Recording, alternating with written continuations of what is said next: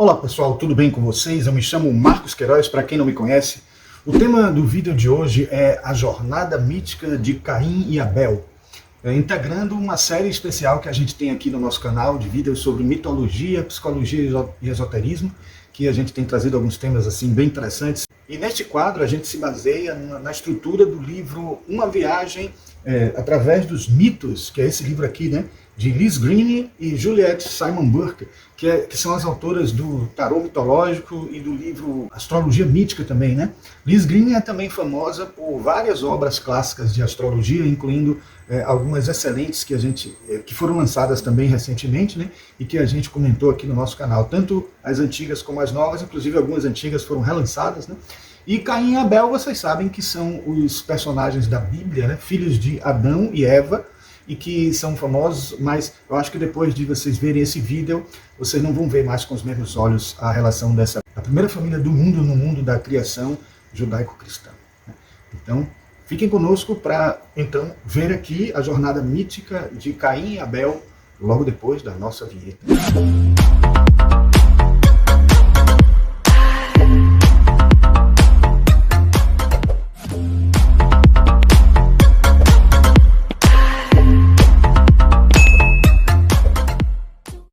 Com este mito, com este trecho do livro, né, que é o capítulo 2 do livro, a gente entra, né, nesse capítulo, né, que é o capítulo 2, relacionado com os irmãos. Né? Tem a ver com os irmãos, as relações de fraternidade, do arquétipo de irmão, de fraternidade, etc.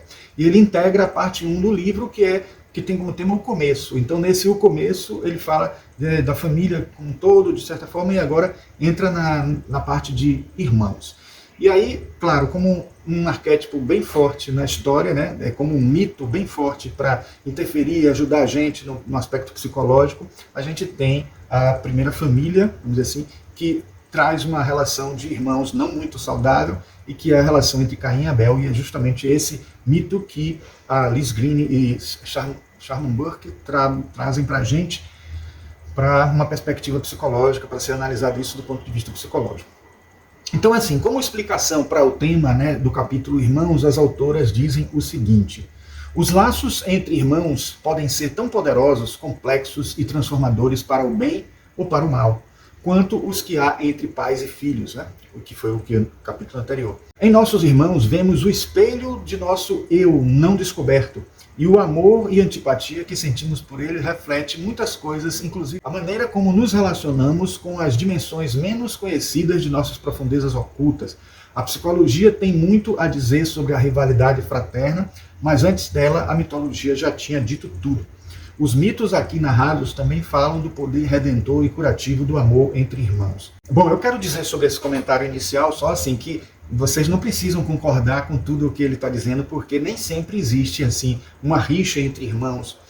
Se a gente considerar, vamos dizer assim, mais do que o psicológico, o espiritual, né, irmãos eles podem ter se encontrado em outras encarnações, e aquilo ali pode estar sendo uma nova relação, um novo encontro que eles estão tendo para poder espiar alguma coisa, para poder cumprir determinada tarefa kármica, ou não.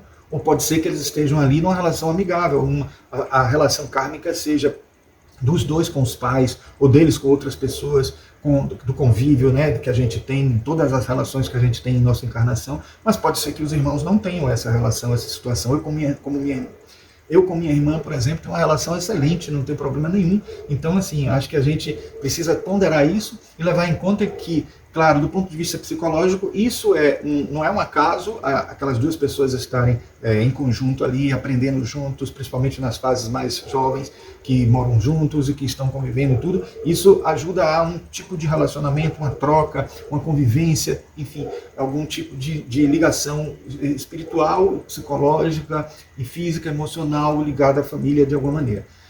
Se há uma relação indireta através dos pais, isso aí vai acabar se completando dentro de um grupo familiar, dentro de uma interação, dentro de um corpo que vai existir com um campo morfogenético familiar, e algo que vocês já devem ter ouvido falar quando se fala em constelação familiar, está se falando nisso, está se falando nesse corpo que se cria entre as famílias e essa energia de interação entre elas, entre as pessoas, e como às vezes a relação de um compensa de outro, como um ajuda na conexão de uma pessoa com outra na família, inclusive quando há uma relação difícil, aparece sempre alguém dentro da família que pode fazer a mediação, ou pode ser que não faça essa tarefa e aí perca essa oportunidade de exercer essa função.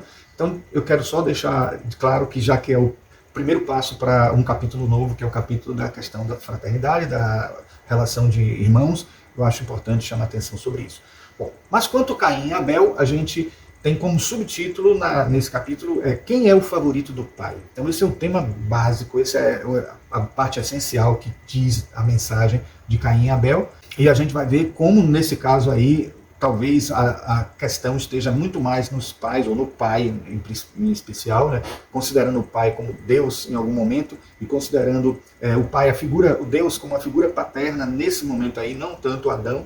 E aí a gente vai ver como isso pode ser algo importante no nosso questionamento em relação à relação pai-filho, na relação entre irmãos, como consequência da relação pai-filho, e, assim, em última análise ainda, a questão de como a pessoa recebe essa relação dos pais ou do pai diante da existência de um filho, de um irmão, que seria teoricamente um concorrente, vamos dizer assim.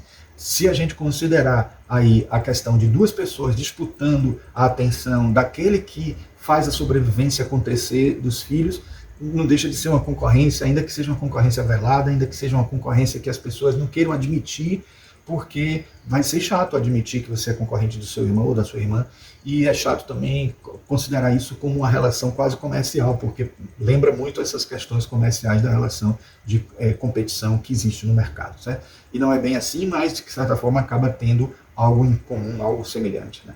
Bom, então vamos lá. Vamos ler aqui, primeiro, o texto que é descrito por Liz Green Sharman Burke sobre Caim e Abel, a passagem que ela coloca assim, que elas colocam, que não é exatamente a passagem bíblica ipsilíteris, mas é uma passagem, é uma tentativa de sintetizar isso e explicar elementos que são importantes para o que vai ser feito como análise depois. Aí eu vou fazer os comentários que elas trazem, no livro também eu vou ler aqui para vocês, mas eu também vou fazer alguns comentários psicológicos, esotéricos, alguns derivados do que aparece aí, né, relacionado à palavra Eva e etc. E a gente vai fazer comentários ligados a isso e isso vai ser muito enriquecedor para a gente, certo? Então vamos lá. Começando pela leitura do texto de Caim e Abel. Essa história do Antigo Testamento é conhecida de todos nós, mas talvez não tenhamos refletido bastante sobre como os pais podem originar conflitos entre seus filhos. A história de Caim e Abel diz respeito ao que se conhece como rivalidade fraterna. O ciúme e a competição que ocorrem entre irmãos, algo tão natural e inevitável quanto o nascer do sol e igualmente antigo. Uma pequena dose de rivalidade entre irmãos pode gerar um desenvolvimento sadio de cada um. Em grandes doses, pode criar sofrimento e comportamentos destrutivos nas famílias. Adão e Eva tinham 2 filhos. Abel, o mais novo, era pastor de ovelhas e seu irmão mais velho, Caim, lavrava os campos. Veio um dia em que os 2 fizeram oferendas a Deus. Caim deu-lhe uma parte de sua safra, enquanto Abel ofertou a ovelha mais bela e gorda de seu rebanho. Deus agradou-se da oferenda de Abel, mas não da de Caim. Sem conseguir discernir a razão desse favoritismo, Caim ficou muito zangado e amargurado com Deus e com o seu irmão Abel, que na verdade não tinha nem culpa, né? Percebendo a ira de Caim, Deus lhe disse: por que te zangas? Alcançarás êxito se trabalhares com afinco, se não o fizeres, a culpa será tua.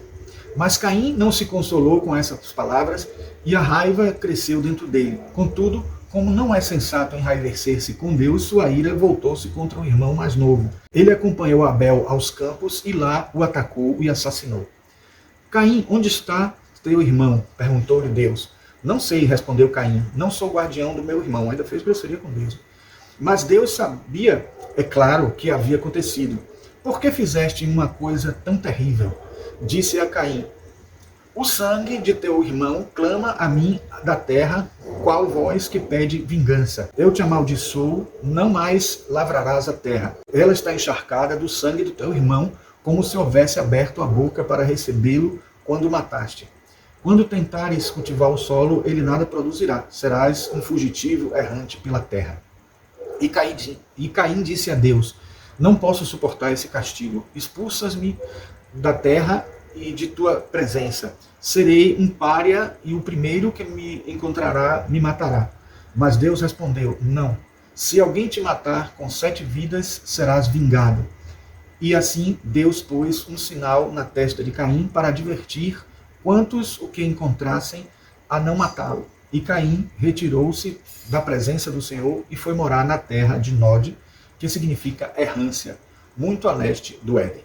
Essa é a história que a gente vê relatada por Liz Green e Simon Burke, e a gente vê logo em seguida o comentário. Eu vou ler agora o comentário para vocês e depois vou fazer as minhas observações, porque esse comentário é muito importante, é um comentário bem forte que vai explicar, de certa forma, essa situação que pode parecer heresia, né? Bom, o próprio comentário parece uma heresia porque, de certa maneira, coloca um peso na decisão de Deus sobre valorizar mais a oferenda de um do que de outro, mas a gente vai ver que isso tem um significado simbólico e importante para a nossa psique, importante para a gente entender do ponto de vista psicológico, do ponto de vista esotérico, tudo isso. Então vamos lá. O comentário é o seguinte: pessoas de tendência religiosa ortodoxa provavelmente não questionaram a moral duvidosa dessa narrativa. Mas se examinarmos a história atentamente, é bem possível que nos perguntemos por que Deus favorece Abel quando Caim exibe a mesma devoção que ele. Na verdade, não há justiça no julgamento divino. Cada um dos irmãos dá o melhor do que produz. Caim não pode ofertar ovelhas porque sua vocação é lavrar a terra. E nisso podemos vislumbrar reflexos de uma dinâmica familiar muito comum, a rivalidade que eclode entre os irmãos quando um pai favorece um filho em detrimento de outro. Caim não vê razão para ser rejeitado por Deus e, vista objetivamente, sua ira é bastante justificada, mas ele não pode dar vazão à raiva diretamente contra Deus, assim como um filho não pode descarregar sua raiva contra um pai poderoso. A raiva manifestada contra Deus poderia resultar em aniquilação. Os filhos têm um temor profundo e arquetípico dos pais, não necessariamente porque estes o merecem, mas porque pai e mãe são imagens divinas no psiquismo dos filhos e detêm o poder da vida e da morte. Por causa disso, a raiva de Caim volta-se contra seu irmão. Esse é um resultado frequente quando tememos exibir nossa ira contra alguém a quem amamos ou tememos. Ela é deslocada para o irmão ou irmã que parece haver conquistado todo o amor dos pais e, embora na maioria das vezes leve a uma forma de assassinato mais sutil, a frieza, o rancor, às vezes pode resultar na violência física, mesmo em famílias normais, entre aspas. A chave dessa história não está, em última instância, na rivalidade entre os irmãos, mas numa divindade que exibe um favoritismo pautado em suas preferências pessoais. É evidente que Deus prefere ovelhas a milho e por isso Caim e não Abel é rejeitado. Talvez um vegetariano questionasse essa referência. Ao examinarmos a dinâmica familiar, vemos que as razões de favoritismo estão na estrutura psicológica do pai ou mãe do sujeito. O pai, que prefere esportes à criação artística, talvez favoreça um filho atlético, em detrimento de outro que tenha talento musical. A mãe, que se preocupa com a aparência física, talvez prefira uma filha bonita a uma filha estudiosa mais feia. A vida, assim como as famílias, é injusta. Nesse conto, não há resolução do impasse. Caim é transformado em pária e numa figura errante, mas Deus o poupa. Talvez se sinta meio culpado, pois a raiz dessa rivalidade fraterna está nele.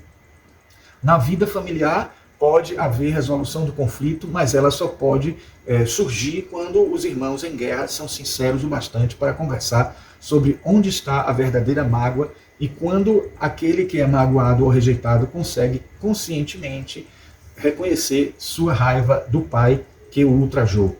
E a maior responsabilidade de todas reside talvez no pai ou mãe que, como Deus dessa narrativa, porta-se de maneira claramente injusta e irracional, sem refletir bastante. Talvez Deus tenha direito a esse comportamento, mas os pais não. A rivalidade fraterna refletida na história de Caim e Abel não provém de uma antipatia inata entre os irmãos, é gerada pela dinâmica complexa da família em si. Se formos afetivamente generosos e sinceros o bastante para discernir o âmago da questão, é possível que consigamos erradicar o sinal de Caim de nossa fronte e de nossos filhos. Bom, esse é o texto que a gente encontra no livro, né? Esse livro, Uma Viagem através dos Mitos. Mas, assim, tem muito pano para manga, né? Primeiro que, assim, um dos motivos da gente temer os pais ou querer agradar os pais, além desse psicológico colocado aqui por por Lis Green e Sharman Burke, existe também a questão de que eles são os que nos alimentam, né? A gente, quando está numa fase ainda inicial da vida, né, como eles estavam, por mais que eles já estivessem trabalhando, eles dependiam dos pais de alguma forma, algum conhecimento que eles ainda precisavam aprender para viver a vida, para conviver com as pessoas, o aprendizado, a sobrevivência dependia disso de alguma forma. E ter eles como parceiros, ter eles como amigos e não alguém que rejeite, né, a pessoa, é um ponto alto, um ponto importante.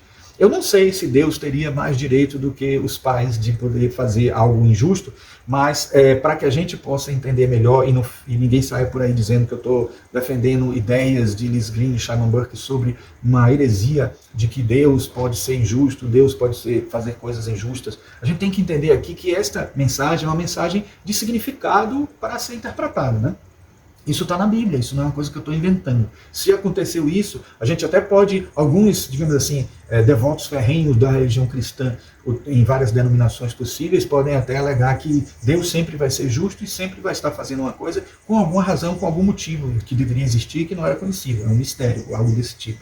Mas a gente tem que entender aí também que o que está, que até a gente pode entender que poderia ser um teste, né? A gente poderia estar dizendo assim, não, Deus está testando para ver se Caim realmente tinha digamos assim, uma ética necessária para a primeira família, que era uma família que precisaria dar origem a todos no mundo, e de certa forma isso simbolicamente estaria expressando que Deus estava buscando essa justiça de uma outra forma. Ou seja, lembram aquela frase, Deus escreve certo em linhas tortas?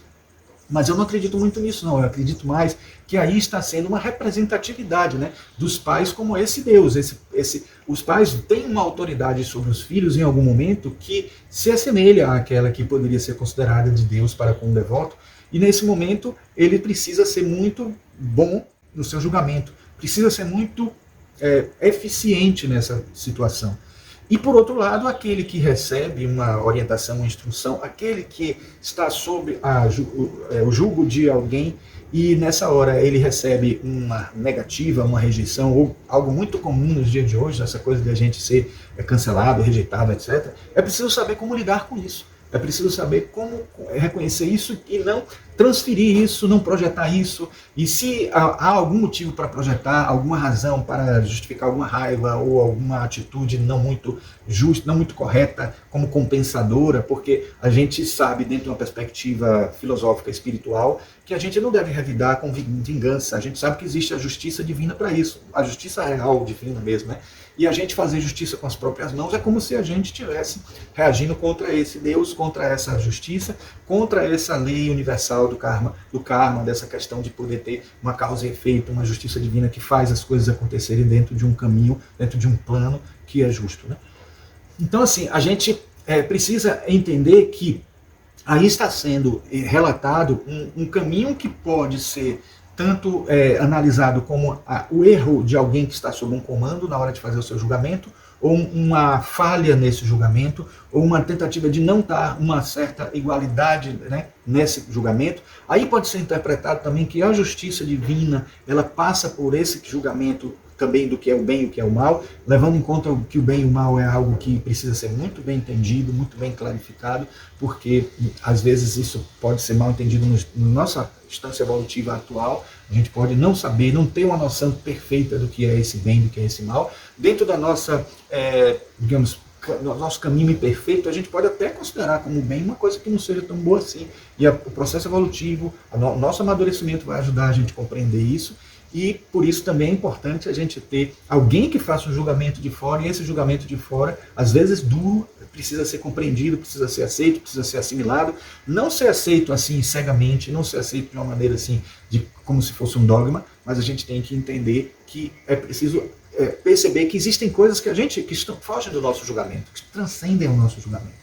Assim como também existem coisas que são justas, são injustas, que acontecem conosco, vamos dizer assim, na vida, não vindas de Deus, não vindas de seres mais elevados, que até a gente, quando fala de Deus aqui, não está nem falando do Deus absoluto, está falando daqueles seres que agem como arautos de Deus na atuação do mundo, porque não é Deus diretamente que atua julgando ou fazendo cumprir determinadas leis kármicas ou determinadas... Existem os agentes do karma, né, ou senhores do karma, mas que não vem o caso a gente falar aqui agora, mas entendam que existem seres que vão atuar sobre isso, não seria o Deus. Mas como isso é irradiação de Deus, é parte de Deus, e como Deus está em tudo, Deus está inclusive dentro de nós, ele vai estar ajudando a gente a ter esse possível julgamento de maneira mais clara e vai fazer com que a gente até compreenda que mesmo que algo pareça injusto, pode ser que haja uma justiça maior, e se algo que foi feito numa instância evolutiva similar à nossa, ou até abaixo da nossa, que foi injusto, a gente tem que saber como lidar com isso, tem que saber não transferir, não projetar isso para outras pessoas.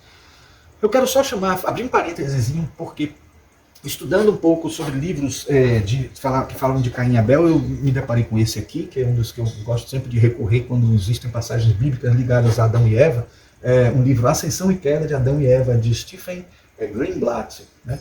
É o vencedor do prêmio Pulitzer. Ele fala aqui uma coisa interessante, que a palavra ave, né, como em Ave Maria, né, Ave César, que tem uma origem etimológica distinta do nome Eva, né, do Gênesis bíblico, embora algumas interpretações simbólicas possam conectar, a gente vê nesse livro ele falar, por exemplo, que existe um momento em que se considera a relação de Eva com Caim, a relação de uma mãe que está, digamos assim, dando um fim, dando uma representatividade do pecado, dando uma representatividade do nascimento de um ser que ele é a representação do pecado, né? Que é o Caim, né? Então Eva, junto com Caim, estariam relacionados a isso. Já Ave Maria com o Jesus estaria o oposto, né? A compensação disso. Foi aquele que tentou curar a gente desse erro do passado, que teoricamente, simbolicamente, seria esse erro nosso de julgamento, a gente não saber o que é certo e o que é errado, ou sair da inocência porque a gente conseguiu aprender um pouco mais sobre o que é certo e o que é errado, e aí fazer o errado acaba sendo uma razão kármica muito forte para ter algo que compense isso mais adiante. Então, o que eu estou querendo dizer, em outras palavras, o peso é menor quando a gente comete um erro sem saber que ele é um erro, né? Sem saber sobre o bem e do mal. Então essa capacidade de compreender que a árvore da vida trouxe no pecado original, que depois deu início a todo esse processo, porque foi graças a isso que Caim e Abel surgiu, pela relação sexual do Adão com a Eva, isso foi se propagando de alguma forma quando Caim também não conseguiu, dentro desse processo de segunda geração, manter uma ética moral necessária e aprendida, de certa forma, mas aprendendo o que é o bem e o mal, a gente não aprende também que o que deve fazer sempre o bem, né? Então acaba que a gente aprende sobre o bem e o mal, mas não tem a fórmula para poder sempre fazer o bem e acaba fazendo o mal também. Então por isso que existe uma coisa bem interessante na relação, principalmente na língua portuguesa, né? O Eva com o Ave, de Ave Maria, nessa situação de uma ser a representatividade do pecado e outra ser a representatividade da glória, a representatividade da glória divina, do destruir o pecado, do desfazer o pecado do mundo e trazer uma redenção para o mundo, de certa forma, que foi a mensagem do Redentor. A origem etimológica da palavra ave vem do latim e era uma saudação, né, utilizada pelos romanos, que equivale a salve, ou seja bem-vindo. Deriva da raiz proto-itálica aue, ligada à ideia de reverência e respeito. Foi utilizada na expressão Ave César como uma saudação formal ao imperador. No cristianismo passou a ser usada a saudação angélica de Ave Maria, né? O anjo Gabriel, quando anunciou, né? Ele cumprimenta Maria no Evangelho de Lucas, né? Lucas capítulo 1, versículo 28, desse jeito, Ave Maria. Já a origem etimológica de Eva, né? Vem do hebraico, né? Shavá, que significa vida, ou que quer dizer, a que dá vida. Relaciona-se à raiz Shaya, que significa viver, e Eva, no Gênesis, é apresentada como a mãe de toda a humanidade. Então, por isso, de certa forma, tem a ver com a vida. Né? Então, não existe uma conexão exata etimológica entre ave e Eva. Eu estou só trazendo essa pesquisa, que achei uma curiosidade, foi um parênteses que a gente abriu, né? Mas, linguisticamente, né, apesar de não haver uma relação direta entre ave e Eva, entre Eva e ave, porque tem raízes distintas, algumas interpretações teológicas e simbólicas fazem um jogo de palavras invertendo ave e Eva, e aí acaba mostrando que na tradição cristã Maria é frequentemente chamada Nova Eva, né, porque ela tem uma obediência a Deus, né, que contrasta com a desobediência da primeira Eva. Então não é nem só pela questão de Caim, mas também por Eva ter dado a maçã a Caim, a Adão, né? Então, o anagrama Eva e Ave foi utilizado por teólogos medievais para simbolizar essa redenção, né? Eva trouxe o pecado ao mundo, enquanto Maria trouxe a salvação ao dar a luz a Cristo. Bom, agora a gente volta à história de Caim e Abel, né? Que ela, narrada no livro Gênesis, do capítulo 4, versículo de 1 a 16, pode ser analisada por diferentes prismas, né? Tanto pela psicologia junguiana quanto pelo esoterismo. Essa narrativa, além de contar um episódio de rivalidade entre irmãos, como a gente viu no texto de Liz Green e de Juliette Sharman Burke, ela carrega também profundos arquétipos, né, símbolos e ensinamentos sobre a condição humana, a psique e a evolução espiritual, dentro dessa perspectiva da relação fraterna, dentro da relação filho e pai também, que já é algo que a gente estudou anteriormente, mas que está presente aqui também de alguma forma, por isso que ela é a ligação entre os outros que virão pela frente das outras relações de irmãos. A gente tem um clássico, Rômulo e Remo também, que vai estar aí na sequência. Bom, então, dentro de uma interpretação junguiana, o conflito entre sombra e ego é uma das coisas que entram fortemente aí como possível interpretação. Então, na visão da psicologia analítica de Carl Jung, a história de Caim e Abel representa um embate entre o ego consciente e a sombra, além da dinâmica dos arquétipos irmãos, né? Os arquétipos presentes são Caim como sombra reprimida, e Caim é apresentado como o lado sombrio do ser humano, aquele que sente inveja, raiva, frustração diante da rejeição e da comparação com outro irmão, né? Então, a incapacidade de lidar com as emoções que leva à destruição do outro, então a gente acaba destruindo o outro porque não consegue lidar com isso, quase como se fosse uma inveja, de certa forma, né?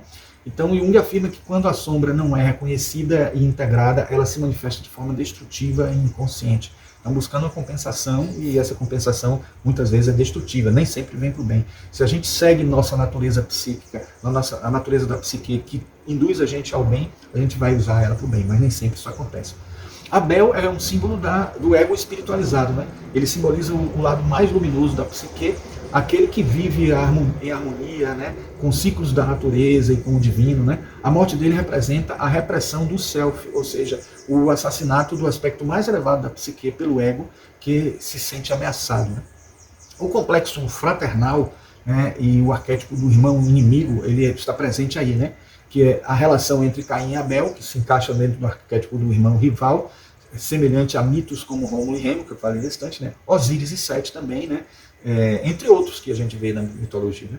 Representa a dualidade inerente ao ser humano, a luta entre o instinto e a moralidade, entre o desejo pessoal e a ordem divina, entre o sagrado e o profano, vamos dizer assim, né?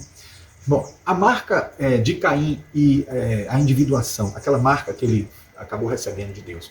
Deus coloca um sinal em Caim para protegê-lo, o que pode ser visto como a jornada da individuação humana. A marca simboliza a necessidade de confrontar a própria sombra, carregar o peso de seus atos e buscar a redenção.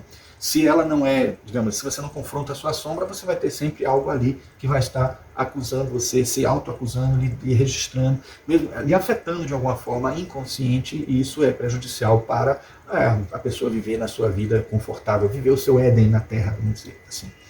Agora, a interpretação esotérica disso é também muito interessante, né? Ela representa o caminho da queda e da redenção, né? Então, um representando a queda, outro representando a redenção, né? Então, no esoterismo, Caim e Abel representam o nosso caminho da alma humana, né, e seu desenvolvimento espiritual.